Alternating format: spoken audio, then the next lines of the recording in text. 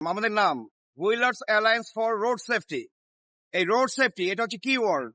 আমরা হচ্ছে স্বেচ্ছাসেবক সংগঠন যাদের হুইল আছে, হুইল বলতে বোঝাচ্ছি গাড়ি বা মোটরসাইকেল যাদের আছে, তারা মিলে স্বেচ্ছাসেবক যে আমরা রোড সেফটির জন্য কাজ করছি, ট্রাফিক শৃঙ্খলাকে এনফোর্স করার জন্য কাজ করছি।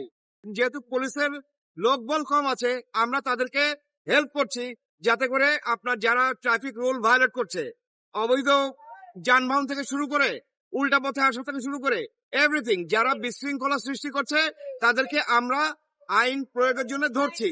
ধরার পরে পুলিশের হাতে তুলে দিচ্ছি এবং পুলিশ তখন প্রয়োজনীয় ব্যবস্থা গ্রহণ করছে। আপনি যখন একটা কিছু করবেন আপনি 100% সাপোর্ট পাবেন না। কেন পাবেন না? কারণ সবকিছু সবার ফেভারে যাবে না।